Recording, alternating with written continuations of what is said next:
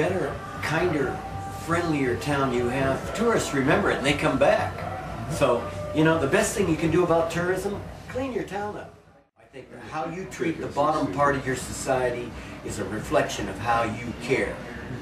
You know, if we really care, we would not be doing that. It's just absolutely insulting to me as a member of the public to think that somebody would stay in a position for 20, 30 years and them not look at the rest of the population and say that there are no other more valuable people out there. That's an insult to the population. As part of our series of in-depth interviews with candidates for Humboldt County Supervisor, Arcata Councilmember Paul Pitino, candidate for 3rd District Supervisor, sat down with the Editorial Board of the Humboldt Sentinel here at Has Beans Cafe last week. Big thing, what big primary item do you come to? And I go, you know, economic development, starting at the bottom. We have a bus system that actually runs in this county 7 days a week, late night, Thursday, Friday, Saturday night. We have just improved the the economic situation for the bottom of the economic pyramid. All those kids that have to ride to Bayshore Mall, drive to Bayshore Mall to work from McKinleyville and Arcata can now, and CR, they can ride the bus. And if we don't give them that option on Sunday now, and that's a shame. We give them an option on Saturday. Sort of. Almost an option. Doesn't go into CR on Saturday. So, yeah. You know, I'm real aware of the bus thing, and I'm critical of myself as much as anybody else. I've sat on that board for years now trying to figure out how do we do all this. And, you know, that's one of the reasons I'm running for supervisor. I think that I can apply a little more pressure and make it happen. County has way more money than little cities. They can't do it independently. You know, one of the things I mentioned to Time Standard was, I said, you know, here's the irony. The county was able to cough up money through REDEC and through future revenues to Delta to come here, so we got a 3rd airline. And what part of the economic pyramid is affected and subsidized by that? The people on the top. Christ, you know? Do you think with rising fuel costs there really is a future for eco-tourism or any kind of tourism industry? Yeah, I think the idea of pushing tourism at this moment is absolutely crazy.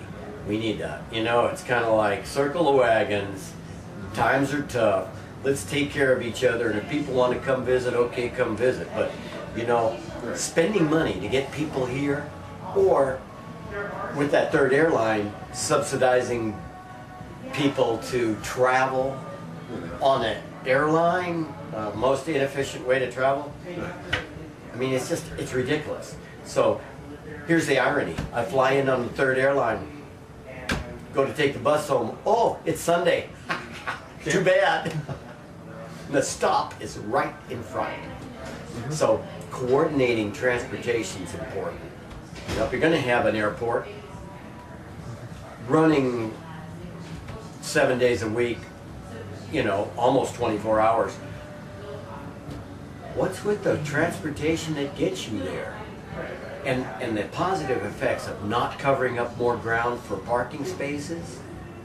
You know, that parking lot's just going to keep growing until, you know, it takes over most of the immediate area around the airport. Every airport you've ever been to, the same way. Parking lots grow, airport gets busier, more money for a segment of the population, and the rest of the people, well, you know, too bad for. But actually, I like SFO because you can go to San Francisco. Yeah, I can. When I go down to visit my dad in San Francisco, I can get on. He lives in the East Bay in Walnut Creek. Now that we have BART finally at the airport, yes. He can. Yeah. It didn't go to the airport before. Remember? Yeah, I know that. I know that. Yeah. And it did cost a lot of money to get it. Right. But you know, without the connection, either to city frequently, or to frequently used spaces, a transportation system isn't that great. I think we have close to a whole transportation system, and I think if I could in 4 years make that a complete system, amen, I'm happy. You know? Now you say the county has most of the money, but HTA itself, as you all know, being on the HTA board, is pretty dominated by these smaller cities to the south of your district, Fortuna, Rio Dell, etc. How are you going to get them to pony up the political support or the money? Well, you know what? I think that what happens, the same thing that happened with the Jack Pass. The money came from Humboldt State. Humboldt State says, here's the money. HTA says, We'll match it. let's do it. They didn't match it at all. Really? Just took the money and said, fine, we'll run more buses. And we'll analyze this over a year and decide whether we need more or less money or whatever. But at this point, How come CR's always so resistant to it? I think it's administration in the past. And we're working on changing that. We've had discussions with CR, and I am like reminding them that if they need help in the discussion, I'm available. You think you'd be better able to work with the new president there? I think so. The idea of the smaller areas like Trinidad, Rio Dell, Ferndale, not Ferndale, but Trinidad, Rio Dell, Fortuna, having input or concern about the bus system, I think we need to address the outreaches of the county. You know, it's not a good system if it doesn't reach most of the county. And if that means one bus a day goes an extra 10 minutes down there, well, maybe that's what has to happen. I mean, the big complaint in Garberville is you can't get out of there at all. So I think that when you have a backbone, good system, then you can run these little spiral or circles of local systems to connect to it. A good example is the new Trinity County bus. It's getting you from Weaverville to Willow Creek, and we'll get you from Willow Creek to anywhere that RTS runs. Okay. So yeah, so we now have there's a new little system that's. And that route's partially successful because all the students who go to Arcata High and McKinleyville High are taking that bus at 6 something in the morning, coming back in the afternoon. Right, and college students realize, oh, we can go ride out and party out there, and we don't have to drive home and kill idea to ourselves. pony up with the casinos too, because the casinos run buses around. Yeah, and the Tribal Transportation Commission that just opened up. They just were created a month or so ago, and I was at the event because it's coming from HTA, and they really seriously want to get together and start hooking their 9 tribes up, and you know, that coupled them bringing people into the RTS stop, RTS being the backbone, and maybe we need to look at a survey of the whole bus system in this county and say, all right, how can it be better? Eureka Transit, in some ways, I would rather see RTS run some of those routes because it's more, you know, it's more sensible for RTS to run some of the long routes and maybe add routes. I think one of the reasons that ETS is not used in volume compared to RTS is because of the way the routes are. I think it's because it doesn't transfer at the hub in the city. It transfers over at Henderson Center instead of down here. Exactly. And you know, another glaring example of, you know, today's a good example. We have an event in Samoa at noon. So I'd take a road warrior. I can't ride the bus because I can't get to Samoa, and we're gonna have a giant development in Samoa without coughing up for transportation loop into there. You know, that's really not okay. Same thing with Cutton and the development that's proposed down there. And also there needs to be a bus loop through there that makes sense, and not just say, oh, there's buses somewhere around. No, you're going to do a big development, you provide transportation. Should be one of the mitigation measures in order to allow that to happen.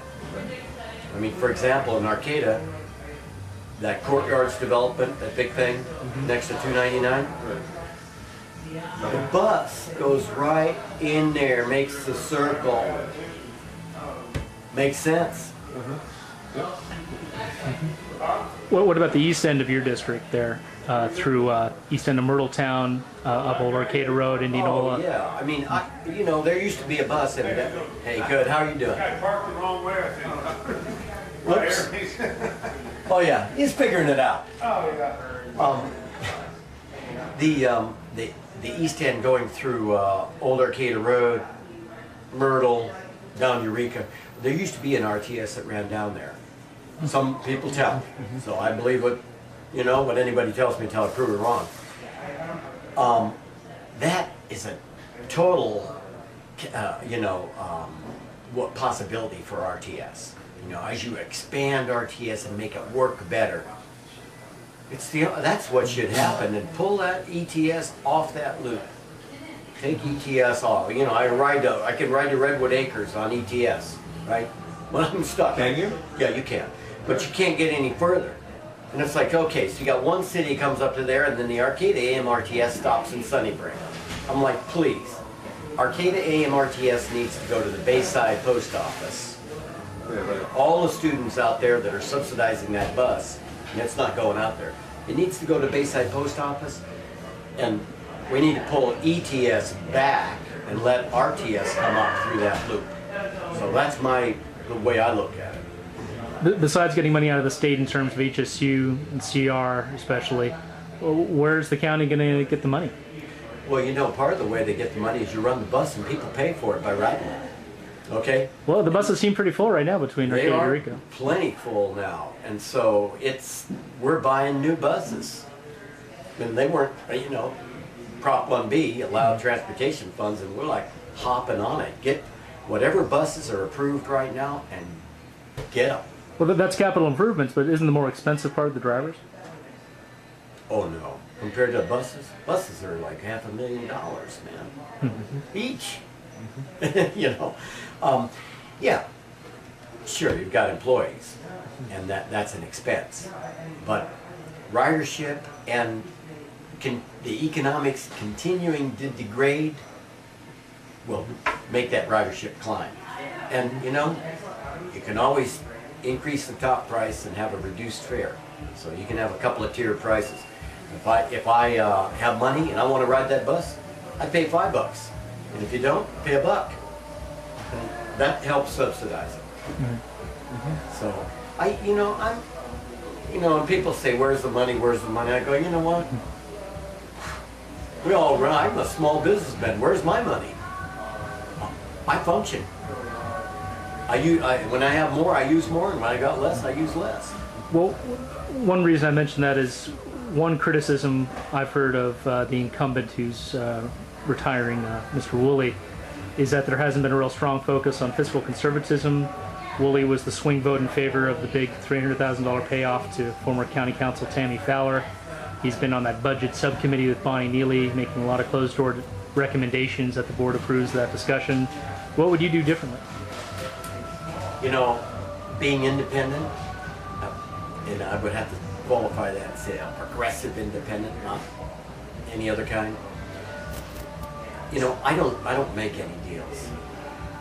It's all done in front of the public at that council or board of supervisors table. And I am not into the government as usual kind of operation. And when I look at the money that goes to tourism that we don't really need to spend at this point in time, that's a great place to get some money to apply to the bus or whatever. And the better, kinder, friendlier town you have, tourists remember it and they come back. So, the best thing you can do about tourism, clean your town up. Be happy. Love those tourists. Better than spending money on a flashy ad or trying to encourage them to stop going to Palm Springs and come to Arcata. We don't need to do that. We live in paradise. And, you don't have to advertise paradise too much to get people to come here. And Humboldt State does an exceptional job at bringing people here. Parents, friends, students, you name it. In fact, most of the people I know, 99 out of 100 people I know came here because of Humboldt one way or another. So, as spending money on tourism. I think at this point in time we could do a lot better spending it in something else. Speaking of cleaning up the county, Eureka voted last night to move towards universal garbage recycling. Arcata's already moved in that direction. Is that something you'd like to see, not necessarily for the real rural areas, but for some of these townships in your district like Myrtletown, Bayside? And McKinleyville, please. Yeah, look at McKinleyville, it's almost the size of Arcata. You know, I mean, the days of us hauling our garbage to the dump or to the transfer station or to a central location is ridiculous. I mean, thousands and thousands of vehicles start up, people wasting their precious, valuable time doing that doesn't make sense. So I absolutely support universal garbage and mandatory recycling. At a reduced rate for low income? Either the rate reduced or the size of the can reduced so that the price is less. So currently the trucks in Arcata can pick up 3 can sizes. And there's only 2 in use right now. And I am promoting the 3rd small can to be out there for most of us to use.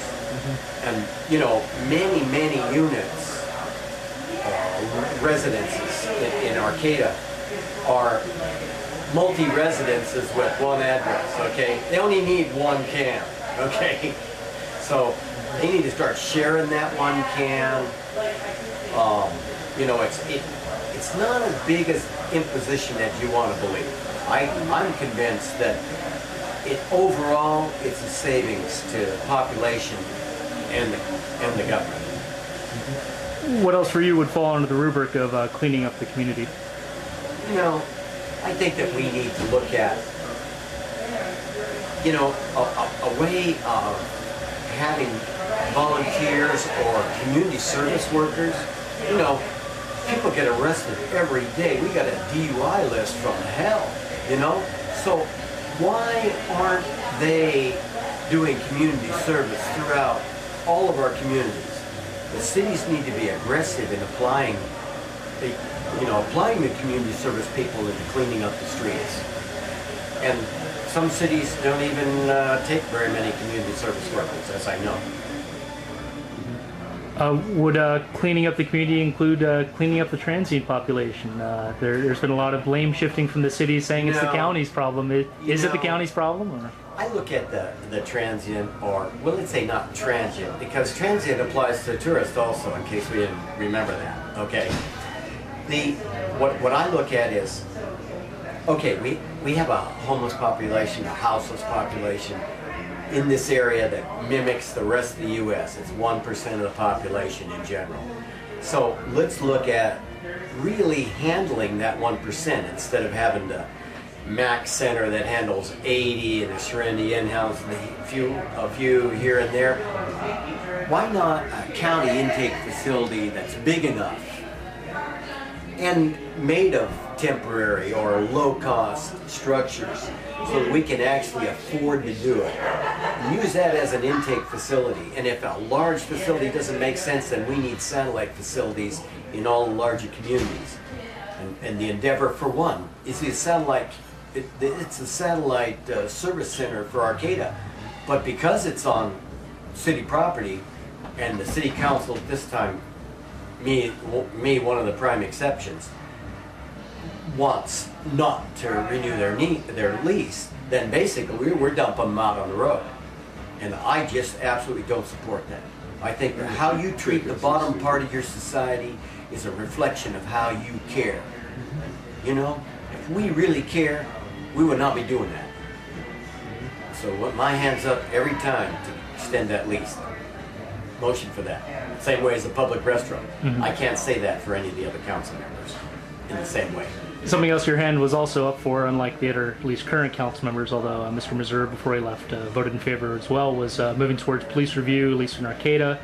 The county Human Rights Commission had the sheriffs, the ACLU, the police chief of Eureka, etc., in a rather well-attended forum last month, and there was some strong support for moving in that direction, except the sheriff's also made comments in the past that he doesn't feel obligated to the Board of Supervisors to report to them that he's independently elected. What is the relationship between the board and the sheriff and the potential for civilian oversight?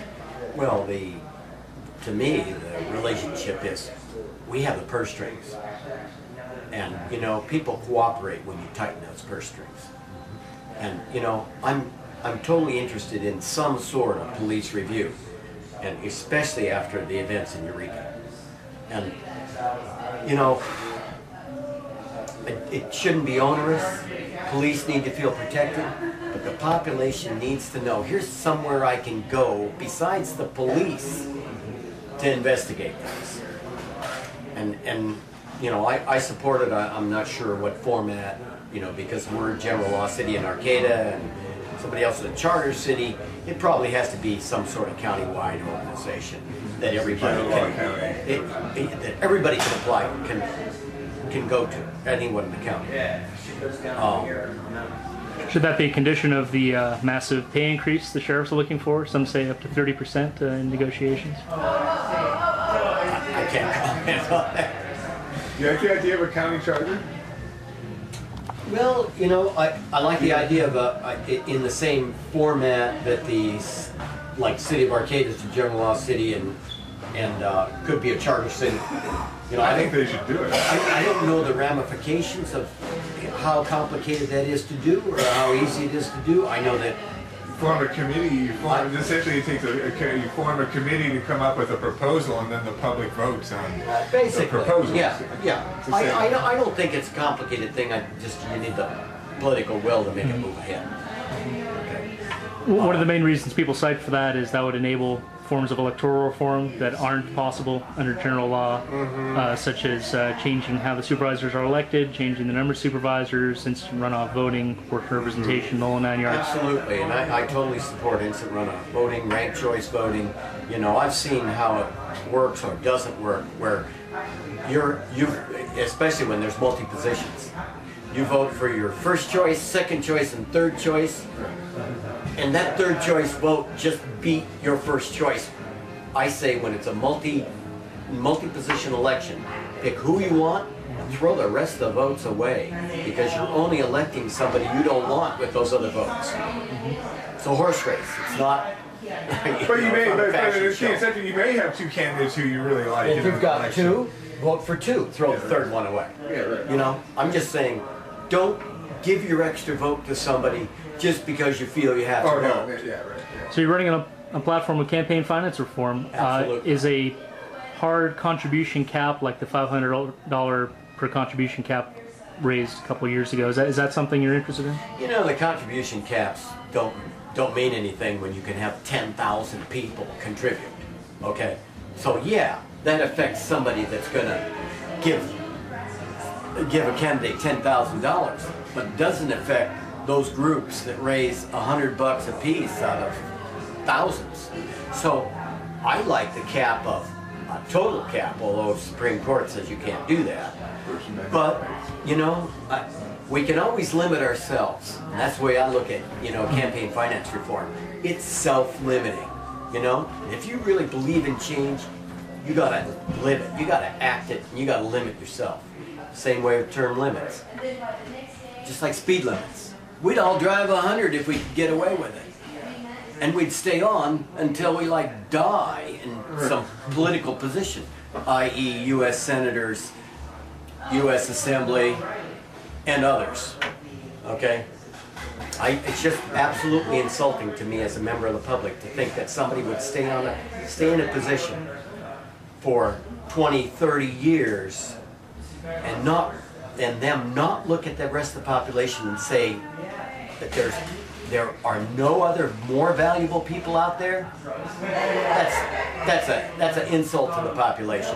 Need to restrict ourselves and say give somebody else a chance, and don't just ordain your successor through endorsements. Do you feel that's what's happened here with Woolley and Levels? I feel what happens is it's old school politics. How does it work? It's a real simple circle, and I'll end with this. The candidate asks for money. The supporter gives the candidate money. The candidate gives that money to newspapers, TV, whatever, for TV, radio, for ads, right? and buys lawn signs and buttons with that money. Now, it comes back to the supporter. You know, it's a closed loop. Nothing's free. It comes back to that supporter endorser in the form of their name prominently placed in the newspaper, or their picture, or self-serving advertisements for each other. A button to show what team you're on. A lawn sign to, you know, show your neighbors and friends who you love.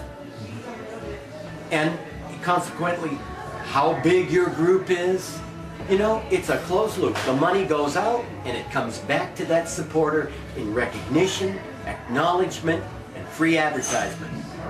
Or not free, because they paid for it to begin with. But And so I just want out of that loop. I think it's absolutely what's wrong in politics nationwide. And it's funny to me, people all complain about Obama and Clinton, how many billions of dollars they've collected, while they give a local candidate money. Please, stop the money. When you stop the money, now the electorate has to think, oh, who are these people? Maybe I should read their stuff in the newspaper, the forums, the op-eds. Let's find out who this person is, instead of just knee-jerk voting for somebody because they're supported by somebody here. because of the support they see, or because of the political party, or any of that. So that's one of the reasons I'm into that total change. And it doesn't mean I wasn't a little bit into that in the past, but I have weaned myself completely. And, you know, I just am. What's your take on Redonia's seat, on the empty seat? Well, I think. I mean, are you do you favor an appointment process, or? Well, it is an appointment process. There's no favoring. The governor appoints that seat till January. And what goes on after that, I don't know. You know, it's possible, there is a remote possibility that Redoni could win, even though he's not alive. Right. And then that might require an appointment for that 4-year term. Right, yeah. So that, you know, it's out of our hands. You know, and it's second district or not Right. ours. Public financing, do you see that as a solution to the problem you're talking about? Big picture public financing, but I'm not waiting for that. I think you won't get public financing until the population's woken up. And you know, I'm hoping to spend, and I'm certain I will, less than the $1,000. So you don't have to report. You don't have to report less. Exactly, and it'll be all my money. So you know, I'm poor enough that I ain't gonna get too high. And actually, I probably can stay under 600. I'll see. So far, I haven't hit 200. So going door to door, how's the reaction been? It's good. It's good. People say, "Gosh, you're a breath of fresh air," and I say, "Amen. Vote for me." Humboldt County voters are reminded to cast their ballots on or before Tuesday, June 3rd. For all of us here at the Humboldt Sentinel, this is Charles Douglas reporting from Old Town Eureka.